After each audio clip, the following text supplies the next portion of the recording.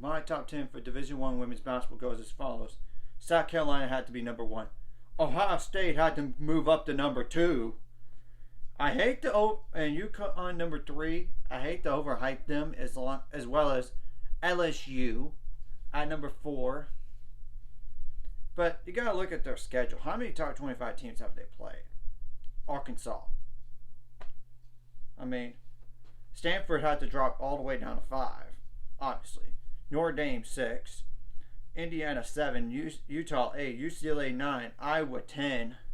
Teams outside looking at it like Maryland, Duke, Virginia Tech, Michigan, Oklahoma.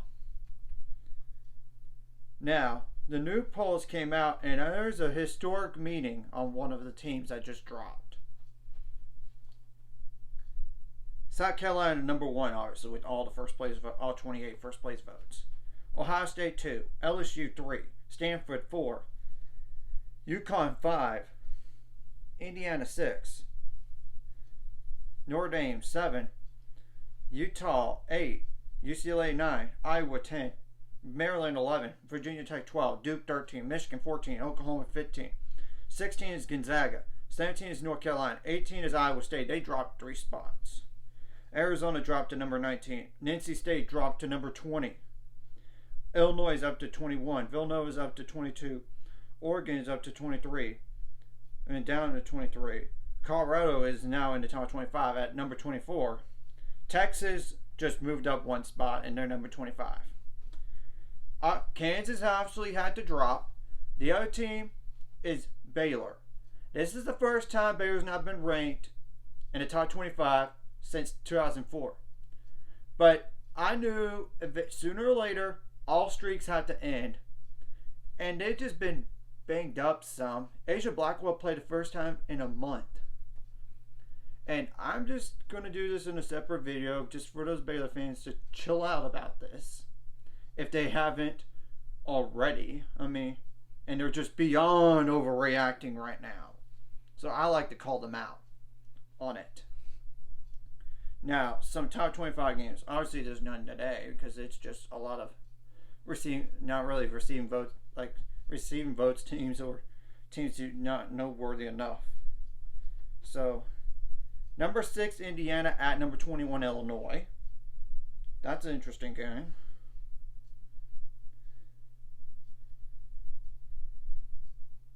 Number 13, Duke at number 17, North Carolina.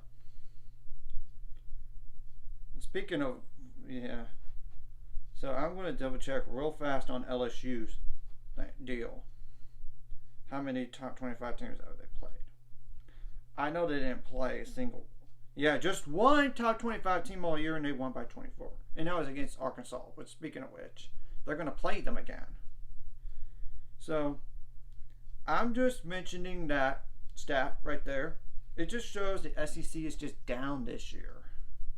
Number 8, Utah at number 4, Stanford. That's honestly a game to watch.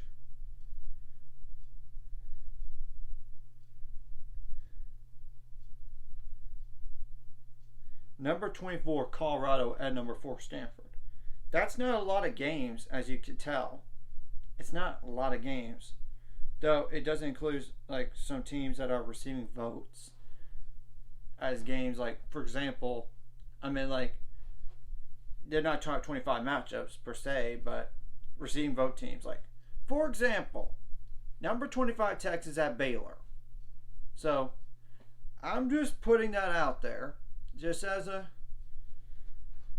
And by the way, on the receiving votes, Baylor's receiving 51 of those, Middle Tennessee 39, Arkansas with 34, South Florida 24, Miami, Florida 23, Florida State 23, Tennessee 19, USC 7, Creighton 4, Louisville 4, Kansas 3, West Virginia 3. 2. So, and you could tell that the Big 12 this year is no elite team. I mean, no top 10, no top 15 team. Sure, there's Oklahoma at number 15, but even them, they're not. I wouldn't. The only reason why they're in number 15 is because Gonzaga's conference is not as strong as the Big 12. That's the only reason why they're ahead of them. that's just the telling the truth right there. So, and the thing is, the Big 12 is just that competitive. I mean, there's literally, when you look at the standings, how many teams are within a game of each other right now? Texas and Oklahoma are tied at 4-1. Iowa State's 3-2. Oklahoma State's 3-2. West Virginia's 3-2. Baylor's 3-2. Yeah, that's 6 teams within a game of each other. This league is just that competitive.